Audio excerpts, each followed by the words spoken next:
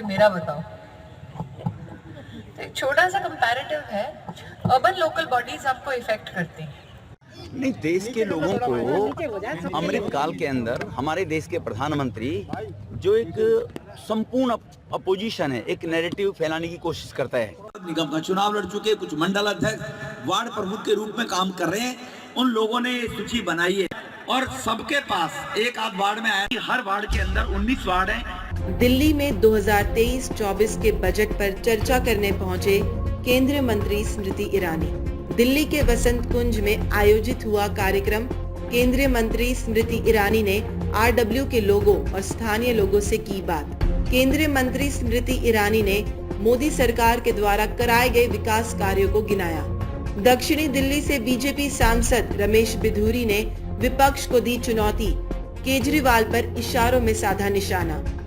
2024 के केंद्र सरकार के मुख्य बजट के आने से पहले ये अटकलें थी कि आने वाला बजट चुनावी बजट हो सकता है। हालांकि इससे बीजेपी के लोग इनकार कर रहे हैं, लेकिन अब जो बजट के माध्यम से हो रहा है उसमें कहीं न कहीं 2024 के चुनाव की तैयारी साफ दिखने लगी है। दक्षिणी दिल्ली के महरौली जिले में एक बजट पर चर्चा का आयोजन किया गया, जिसके आयोजक दक्षिणी दिल्ली के सांसद रमेश बिधूरी थे और चर्चा के लिए खास तौर पर केंद्र सरकार में मंत्री स्मृति ईरानी आई थी।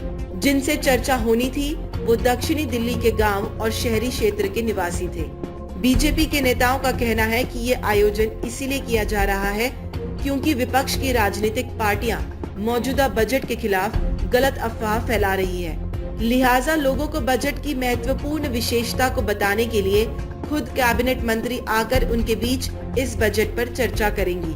भारतीय जनता पार्टी मौजूदा बजट की विशेषताओं को लेकर जनता के बीच पहुंच रही है। इसकी शुरुआत दक्षिणी दिल्ली के महरौली जिले के तमाम शहरी और ग्रामीण क्षेत्र से आए हजारों लोगों के बीच हुआ।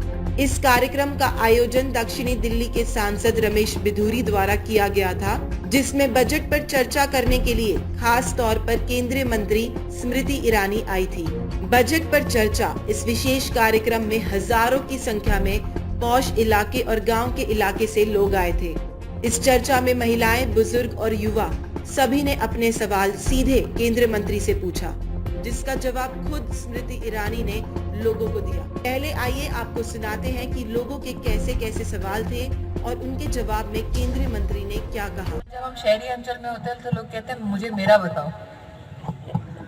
तो एक छोटा सा कंपैरेटिव है, अर्बन लोकल बॉडीज आपको इफेक्ट करती हैं, ताकि गटर का काम हो या सड़क का काम हो या खड़ंजे का काम हो, ये सब उसमें आता है। Just to do a comparative कि पिछली सरकार के 10 साल में क्यूमुलेटिव मतलब टोटल खर्चा अर्बन लोकल बॉडीज के लिए जो दिया गया कांग्रेस की सरकार में वो था 1 लाख करोड़ रुपया। मोदी सरकार में, और मैं 13, 14, 15 फाइनेंस कमीशन का पैसा नहीं देख रहे हूँ आप सब, क्योंकि निश्चित रूप से इन सब विषयों का अध्ययन करते हैं। मोदी सरकार में अगर आप फाइनेंस कमीशन का पैसा ना भी देखे तो भी अर्बन लोकल बॉडीज को अब तक 18 लाख करोड़ रुपया दिया है। अब ये तो सिर्फ अर्बन लोकल बॉडीज के अंतर्गत। शहरी इलाके में जैसे कि आपने 10,000 करोड़ के टनल का उल्लेख किया, मोदी सरकार के आने से पहले 5 शहरों में मेट्रो थे। अभी वर्तमान में 20 शहरों में मेट्रो का काम चल रहा है और इस साल के अंत तक वो 23 शहरों तक हो जाएगा और 2024 में विश्व की तीसरी बड़ी मेट्रो की नेटवर्क हिंदुस्तान में होगी।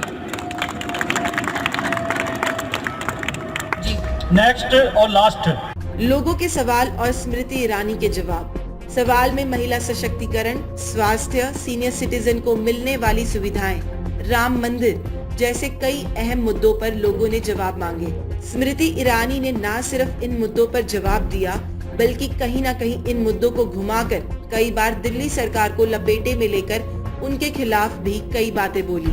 बीजेपी ने जिस उद्देश्य के साथ इस कार्यक्रम का आयोजन किया था वो कहीं न कहीं सफल भी रहा, क्योंकि कार्यक्रम की समाप्ति के बाद हमने उन आम लोगों से प्रतिक्रिया जानी कि क्या वो ऐसे कार्यक्रम और केंद्रीय मंत्री के जवाब से संतुष्ट हैं। तो ज्यादातर लोगों ने इसे एक अच्छा और सराहनीय प्रयास कहा।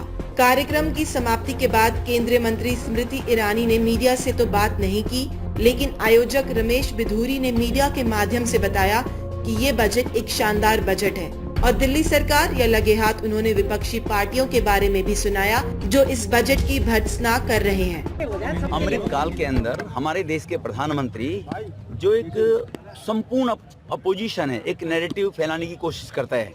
कभी बीबीसी का नाम लेता है, कभी किसका नाम लेता है, कभी महंगाई की बात करता है।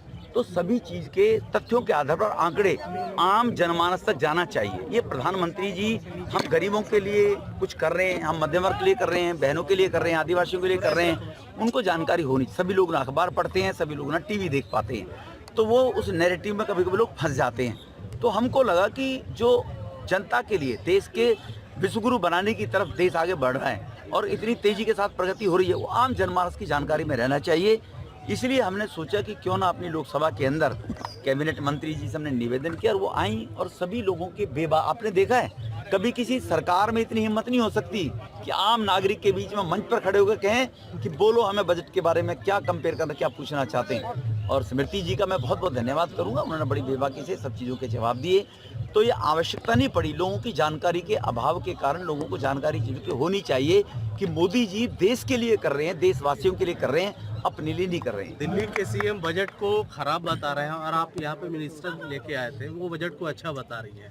तो जो जनता है वो किसके तरफ मैं आपको, जनता को मालूम है, जनता जो मैंडेट देती है 57% वोट लोकसभा के चुनाव में मोदी जी के नाम से जनता ने दिया ना, और आपको भी सारे डाटा मैं दूंगा, आप उनको स्टडी करना और फिर आप एनालिसिस करना कि केजरीवाल साहब गलत हैं या हम गलत हैं, आप खुद उसका आकलन करना। तमाम बड़ी खबरों के लिए बने रहिए किन्नी टाइम्स के साथ। वीडियो को लाइक करें, चैनल को सब्सक्राइब करना ना भूलें।